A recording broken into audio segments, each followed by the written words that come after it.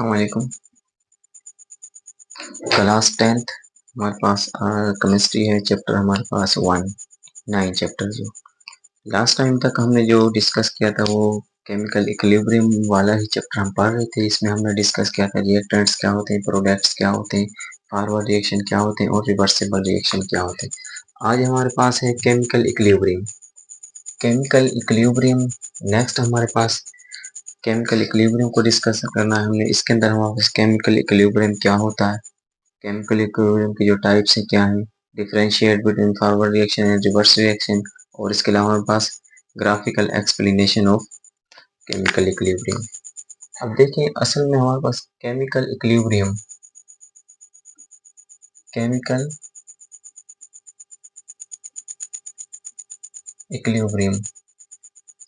Basically हमारे पास equilibrium का जो मतलब है वो ये है कि तवाजुन।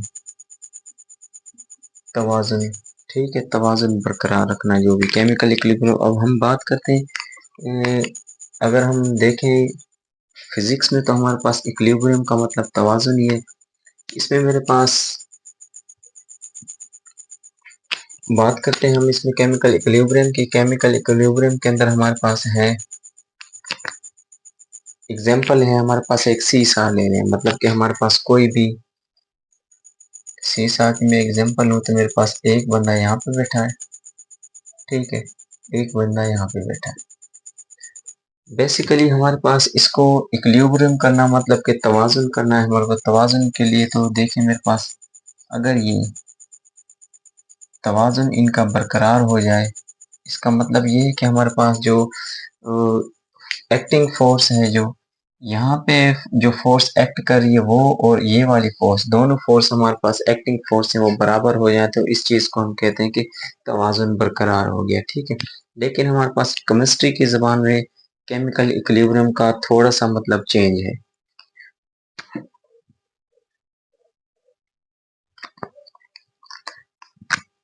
केमिस्ट्री की जुबान में हमारे पास केमिकल इक्विलिब्रियम का मतलब हमारे पास रिएक्शन है। रिएक्शन में हमारे पास दो तरह के रिएक्शन होते हैं। मैं देखो सिंपल मैं कहता हूँ, मेरे पास सपोज कर लें आपके पास ए है प्लस बी, ये मैं कहता हूँ कि मेरे पास दोनों के दोनों रिएक्टेंट्स हैं। रिएक्टेंट्स मतलब कि कोई भी दो चीजें सपोज कर लें, कुछ भी आप इसे सपोज कर सकते हैं। उसके बाद दो चीजों के मिलने से हमारे पास जो न्यू चीज बन रही है वो हमारे पास प्रोडक्ट बना डी प्लस सी। ये मेरे पास प्रोडक्ट बन गए, प्रोडक्ट, और ये मेरे पास क्या है, रिएक्टेंट्स। मतलब कि किसी भी दो चीजों के मिलने से हमारे पास न्यू चीज बनो प्रोडक्ट होती है। रिएक्टेंट्स मतलब जो दो चीजें हैं हमारे पास केमिकली कंबाइन होती हैं उनके मिलने से। अब देखें इसके अंदर हमारे पास ये है एक फॉरवर्ड रिएक्शन। लास्ट टाइम हमने जो पढ़ा था फॉरवर्ड रिएक्शन है और reversible reaction. Reverse reaction forward reaction का रिएक्टेंट से रिएक्टेंट्स दो चीजों का मिलना, रिएक्टेंट्स के बाद रिएक्शन आगे की तरफ जाना हमारे पास फॉरवर्ड रिएक्शन कहलाता है, ठीक है। नेक्स्ट हमारे पास प्रोडक्ट बना, मतलब कि रिएक्टेंट से रिएक्टेंट्स चेंज होना प्रोडक्ट के अंदर, ये हमारे पास फॉरवर्ड रिएक्शन है। इसी तरह हमारे पास रिवर्स रिएक्शन, प्रोडक्ट से बैक होना मतलब पीछे की तरफ दोबारा रिएक्टेंट्स बनाना, वो हमारे पास रिवर्स रिएक्शन है। अब ये रिएक्शन इसके अंदर ये मेरे पास फॉरवर्ड रिएक्शन हो गया रिएक्शन, और इसी तरह ये मेरे पास रिवर्स रिएक्शन।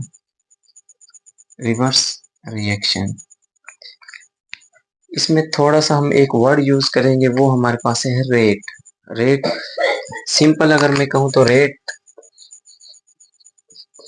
का जो मायने है स्पीड। केमिस्ट्री की जुबान में हम रेट को स्पीड ही कह रहे होते हैं, ठीक है। स्पीड मतलब कि हमारे पास speed S P W D speed, ठीक है, ये हमारे पास रेट। अब देखें इक्विलिब्रियम, केमिकल इक्विलिब्रियम पढ़ रहे तो हम ये है कि इसके अंदर हम जो रेट ऑफ फॉरवर्ड रिएक्शन है रेट ऑफ रिवर्स रिएक्शन के इक्वल हो जाए तो वो हमारे पास इक्विलिब्रियम केमिकल या फिर केमिकल इक्विलिब्रियम उसे हम कह रहे होते हैं। मतलब देखें रिएक्टेंट्स दो चीजें वो कंबाइन होने के, केमिकली कंबाइन हो रिएक्टेंट से फॉरवर्ड हुई प्रोडक्ट्स के अंदर, फॉरवर्ड होना आगे की तरफ, रिवर्स बैक पीछे की तरफ, मतलब कि इन दोनों की speed rate of forward reaction and rate of reverse reaction, जहां पे इन दोनों की जो स्पीड है, रेट हमारे पास स्पीड ही है, वो आ जाए बराबर, उस चीज को हम कह रहे होते हैं केमिकल इक्विलिब्रियम। मतलब a state at which the state at which rate of forward reaction becomes becomes equal to the rate of reverse reaction. Reverse reaction is called chemical equilibrium. Chemical equilibrium.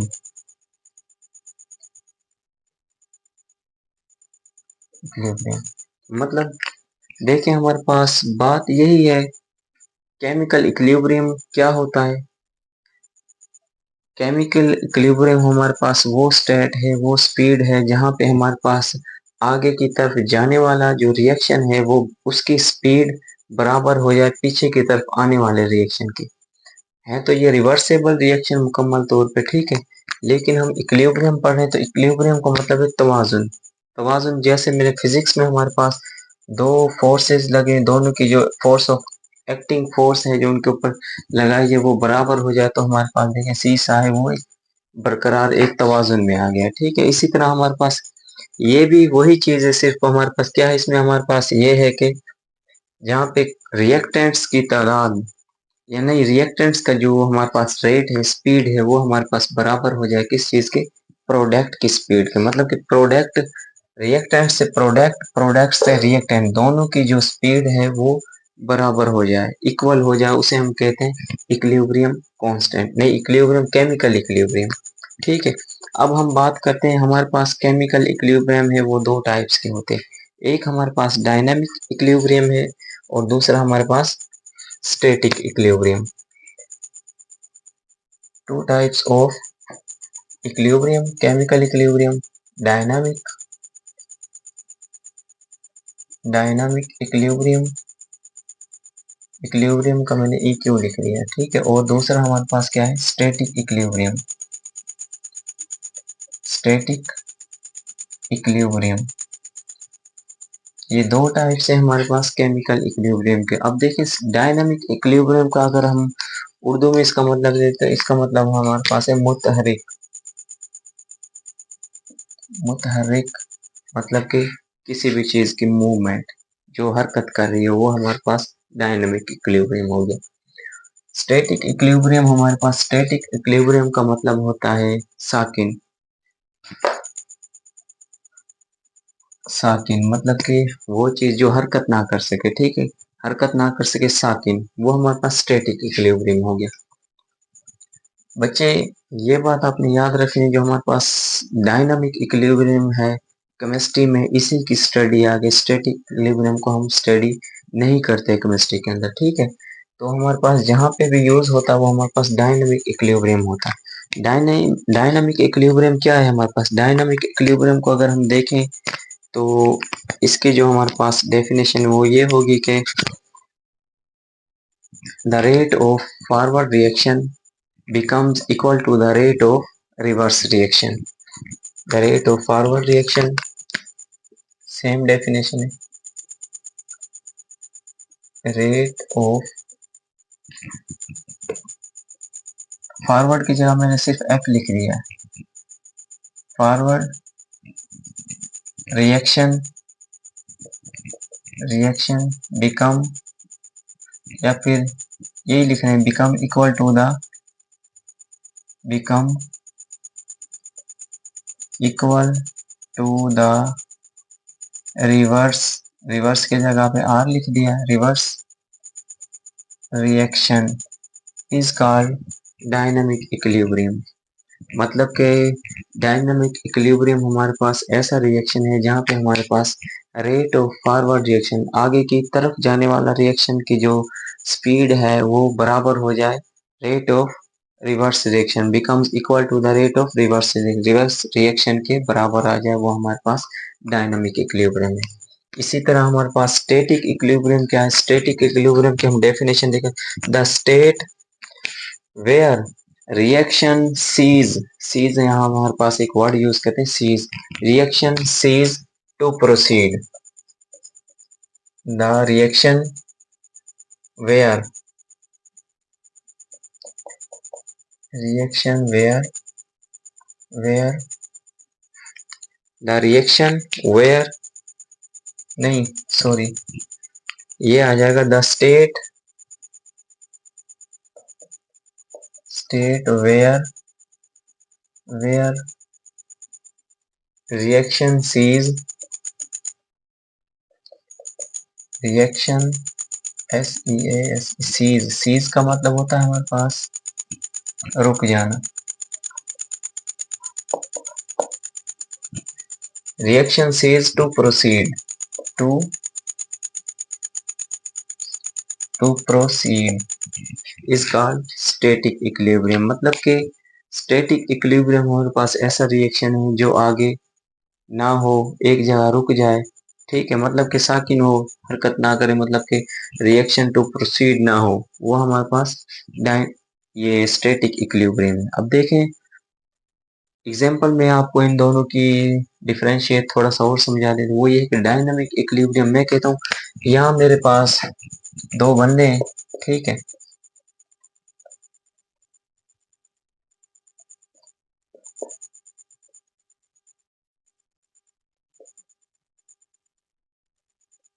ये दो बंदे हैं मेरे पास, इसके पास 100 रुपए, इसके पास भी 100 रुपए, 10 रुपए इसके पास हैं, इसने 10 रुपए जो हैं वो इस हाथ से इसको दिए, इसने वही 10 रुपए दूसरे हाथ से दोबारा इसको दे दिए।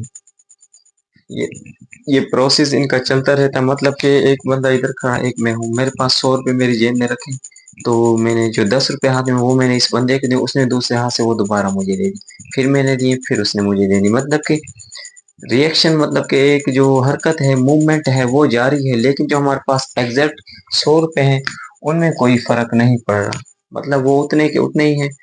जो 10 रुपए वो एक हाथ से दे रहा, दूसरे हाथ से वापस ले रहा, फिर दोबारा दे रहा, मतलब कि एक सर्कल उनका ये वाला सर्कल है वो चल रहा है, रिएक्शन हो रहा है, फॉरवर्ड रिएक्शन रिवर्स रिएक्शन, उनकी एक स्पीड है, 10 रुपए चल रहे हैं, स्पीड उनकी एक ही है, मतलब कि रिएक्शन हो रहा है, लेकिन जो उनके एग्जैक्ट अमाउंट है उसमें कोई चेंजिंग नहीं आ रही, वो 100 के 100 ही है। तो ये हमारे पास क्या है, हरकत हो रही है, मूवमेंट हो रही है, लेकिन चेंज नहीं आ रहा, जहाँ पे चेंज ना आए, हरकत होती रहे, तो वो हमारे पास डायनामिक इक्विलिब्रियम हो गया, ठीक है। इसी तरह मैं कहता हूँ स्टैटिक इक्विलिब्रियम, स्टैटिक इक्विलिब्रियम में मेरे पास इस बंदे के पास भी 100 रुपए हैं, इसके पास भी 100 रुपए हैं, ठीक है, दोनों के पास 100 100 रुपए हैं,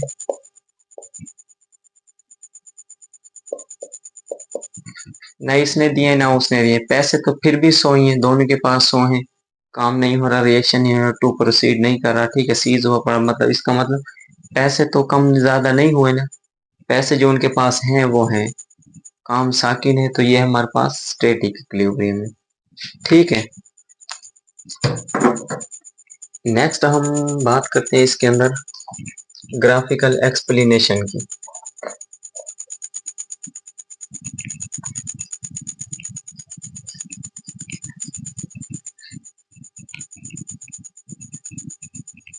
बच्चे ग्राफिकल एक्सप्लेनेशन आप पीछे पढ़ा है हमने कि फॉरवर्ड रिएक्शन क्या होता है, रिवर्स रिएक्शन क्या होता है, तो उसी के मुताबिक हमारे पास रिएक्टेंट्स क्या है, प्रोडक्ट्स क्या हैं, तो देखें, स्टडी करते हैं उसमें आगे, इंशाल्लाह आपको भी समझ आएगी।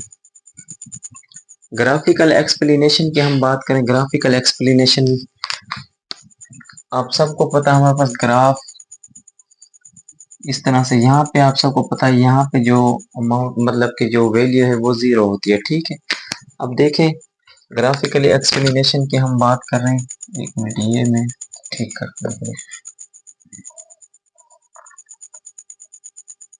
यहाँ पे हमारे पास टाइम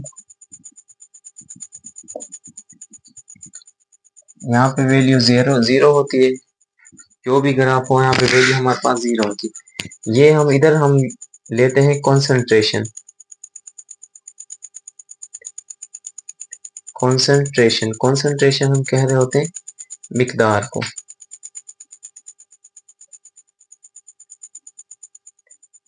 कॉन्सेंट्रेशन मतलब कि मिकदार। अब देखें मेरे पास, मैं कहता हूँ ये देखें मेरे पास है प्रोडक्ट है मेरे पास 100, ठीक है।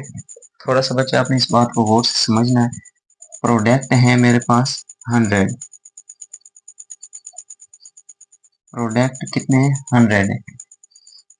रिएक्शन है जो हमने वो स्टार्ट किया, स्टार्ट में हमारे पास प्रोडक्ट 100 है, और जो हमारे पास नहीं रिएक्टेंट्स, सॉरी यहाँ पे रिएक्टेंट्स हमारे पास स्टार्ट में है 100, और जो प्रोडक्ट हैं वो प्रोडक्ट्स की जो तादाद है वो हमारे पास 0 है, ठीक है। मैं कहता हूँ 100 है क्योंकि स्टार्ट में हमारे पास रिएक्टेंट्स होंगे तो प्रोडक्ट बनेंगे, मतलब कि रिएक्टेंट्स होंगे तो रिएक्शन फॉरवर्ड होगा तभी हमारे पास प्रोडक्ट बनेंगे। तो स्टार्ट में मैं कहता हूँ मेरे पास जो रिएक्टेंट्स हैं वो हैं 100। 100 के बाद मैं कहता हूँ कि जो रिएक्टेंट्स हैं वो मेरे पास 90 हो गए, प्रोडक्ट्स कितने हो गए 10, reactants 80, product 20, reactants 70, product 30, reactants 60, product 40, reactants 50, product 50, reactants 50, product 50, reactants 50, product 50, reactants 50, product 50।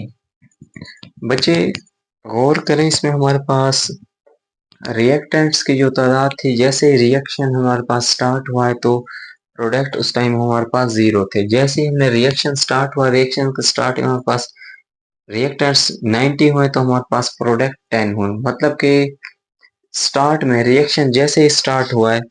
अब देखें लास्ट में हमारे पास कुछ वैल्यू है वो हमारे पास सेम आने लग गई है। बच्चे आपने याद रखना, जहां पे आपके पास वैल्यू सेम आ जाए, सेम वैल्यू आ जाए तो इसका मतलब है हमारे पास 50 पे केमिकल इक्विलिब्रियम आ गया है, ठीक है। मतलब कि केमिकल इक्विलिब्रियम हमारे पास आ गया है, तो जहाँ पे वैल्यू आपके पास सेम आने लग जाए तो इसका मतलब है कि केमिकल इक्विलिब्रियम हमारे पास, केमिकल इक्विलिब्रियम मतलब कि जो forward rate of forward reaction है वो हमारे पास बराबर हो गया किसके, रेट ऑफ रिवर्स रिएक्शन के। अच्छा एक बात इसके अंदर और है, ये जरूरी नहीं है कि हमारे पास ये 50 पे ही सारी जगह हमारे पास 50 पे ही हमारे पास मतलब कि जो रेट ऑफ फॉरवर्ड और रिवर्स है वो इक्विलिब्रियम स्टेट पे आ जाए। ये हो सकता है, मे भी ये आ सकता है कि आपको 90 पे ही आ जाता, ठीक है, या फिर आपके पास 70 पे ही आ जाता, या फिर आपके पास 50 के बाद 60, 60 के बाद इधर 40 यहाँ पे आ सकता था। मतलब कि ये लाजमी नहीं है कि ये कोई किसी वैल्यू पे भी हमारे पास इक्विलिब्रियम आ सकता है, ठीक है। तो देखें इसका हमारे पास ग्राफ की जो हम एक्सप्लेनेशन है ग्राफिकल, वो हम इसी को देखते हुए बना लेते हैं। मतलब 0 से हमारे पास यहाँ पे हमारे पास टाइम है 10, 20, 30, 40, 50, 60, 70, 80 अप टू सो ऑन, ठीक है। इस तरह ये हमारे पास कॉन्सेंट्रेशन, यहाँ पे कॉन्सेंट्रेशन हमारे पास 10, 20, 30, 40, 50, 60, 70, 80, 90 और ये हमारे पास 100। अब देखें बच्चे, ये मैं कहता हूँ कि हम हमारे पास जो शुरू में था स्टार्ट में वो रिएक्टेंट्स हमारे पास कितने थे 100 थे, 100 से हमारे पास जो प्रोडक्ट है उस टाइम 0 थे, स्टार्ट जो हमने लिया। अब मैं से ये मेरे पास कॉन्सेंट्रेशन है, कॉन्सेंट्रेशन मतलब कि मिकदार हमारे पास जो हमारे पास रिएक्टेंट्स हैं वो मिकदार है, वो मैं कहता हूँ ग्राफ हमारे पास कुछ इस तरह रहा होगा। इसके बाद हमारे पास कांस्टेंट आ गया, मतलब कि 50 के बाद कांस्टेंट ग्राफ हमारे पास कांस्टेंट होगा। अब देखें इसके अंदर ये जो हमारे पास ये मेरे पास है रिएक्टेंट्स, रिएक्टेंट्स इधर मेरे पास प्रोडक्ट के उस टाइम जब हमारे पास 100 रिएक्टेंट्स थे तो हमारे पास प्रोडक्ट 0 थे, तो हम इसे यहीं से स्टार्ट करेंगे 0 से। ये मेरे पास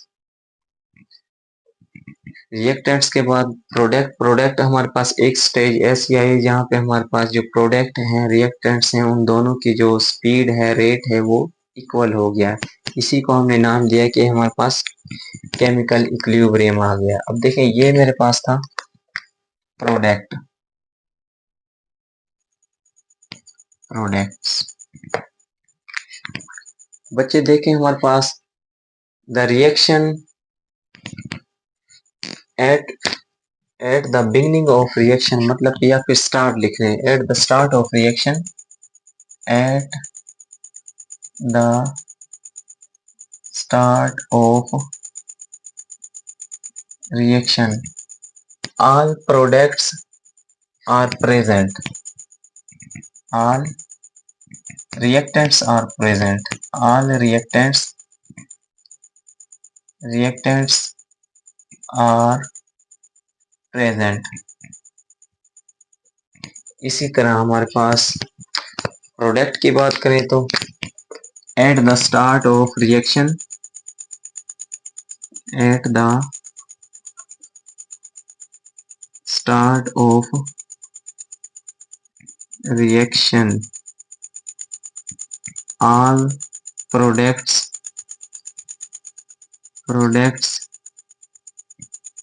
is 0।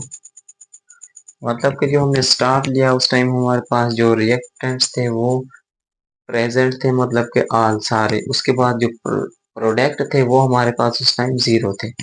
जैसे ही हमारे पास रिएक्शन स्टार्ट हुआ, रिएक्शन स्टार्ट होने के बाद एक स्टेज ऐसी आई थी दोनों हमारे पास इक्विलिब्रियम हो गए, मतलब कि rate of forward reaction and rate of reverse reaction दोनों की स्पीड बराबर हो गई है, जिसके बाद हमारे पास सेम वैल्यू आने लगी है। ठीक है, अब देखें ये हमारे पास वो कौन सी स्टेज है जहाँ पे हमारे पास केमिकल इक्विलिब्रियम आ गया है, केमिकल इक्विलिब्रियम, और ये केमिकल इक्विलिब्रियम है कौन सा, डायनामिक इक्विलिब्रियम है। डायनामिक हमारे पास वही है, अभी मैंने आपको एग्जांपल भी दी थी, जो हमारे पास जारी हो, मूवमेंट करता हो, ठीक है, मतलब कि मूवेबल हो, मूव कर रहा हो, रिएक्शन हरकत में हो, तो ये हमारे पास डायनामिक केमिकल इक्विलिब्रियम है।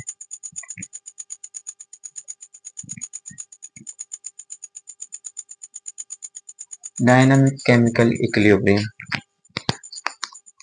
तो बच्चे समझाने का मतलब यही था कि जो हमारे पास ग्राफिकल एक्सप्लेनेशन है उसका भी अगर देखा जाए तो हमारे पास केमिकल इक्विलिब्रियम को ही हम डिस्कस कर रहे थे अभी तक। जो हमने किया केमिकल इक्विलिब्रियम सिंपल वर्डों में यही है हमारे पास के rate of forward reaction becomes equal to the rate of reverse reaction. अब देखें इसमें रेट ऑफ फॉरवर्ड रिएक्शन और रिवर्स रिएक्शन, इसका मतलब ये नहीं है कि हमारे पास प्रोडक्ट जो हमने प्रोडक्ट लिए हैं, मैं कहता हूँ सपोज ए प्लस बी है, ये मेरे पास जो इनकी तादाद है वो सी प्लस डी, प्रोडक्ट की तादाद नहीं रिएक्टेंट्स की तादाद प्रोडक्ट के बराबर आ जाए, दोनों की जो कॉन्सेंट्रेशन है वो बराबर हो, इसका मतलब ये हरगिज नहीं है, इसका मतलब ये हरगिज नहीं है कि हमारे पास दोनों की रिएक्टेंट्स की जो तादाद है वो प्रोडक्ट के बराबर होगी तो हमारे पास केमिकल इक्विलिब्रियम होगा, नहीं। केमिकल इक्विलिब्रियम का मतलब वो है जहाँ पे हमारे पास रेट ऑफ रिवर्स रिएक्शन या फिर रेट ऑफ फॉरवर्ड रिएक्शन की जो स्पीड है, रिएक्शन करने की जो स्पीड है वो इक्वल आ जाए, उस चीज को हम कह रहे होते हैं केमिकल इक्विलिब्रियम। ठीक है, अब देखिए हमारे एक बिल्डिंग है, बिल्डिंग अगर खड़ी है, गिरी क्यों नहीं है वो, क्योंकि जो उसके ऊपर फोर्स एक्टिंग करे, जितना जो जो फोर्स उसके ऊपर लगी है उसकी जो फोर्स एक्टिंग ऑन बिल्डिंग वो हमारे पास इक्विलिब्रियम है।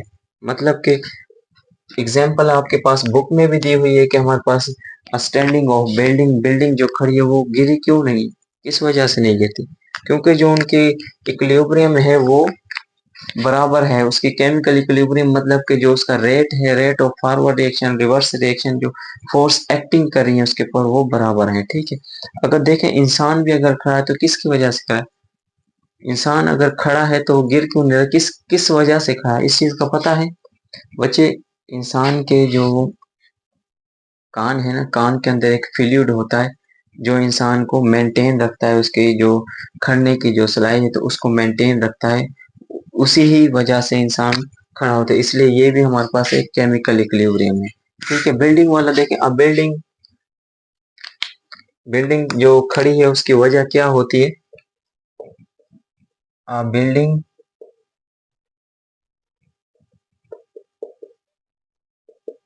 Building remain standing because remain standing because क्या वजह हो सकती है, because the force acting on the building is equilibrium, the force acting on the building, the force acting on the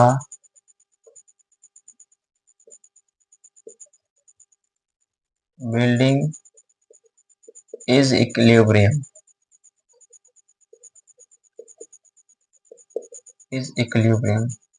जो building खड़ी है वो भी इक्विलिब्रियम की ही वजह से कर रही है, क्योंकि हमारे पास जो वहाँ पे फोर्स एक्टिंग कर रही है उन बिल्डिंग बिल्डिंग के ऊपर, वो इक्विलिब्रियम है, बराबर है।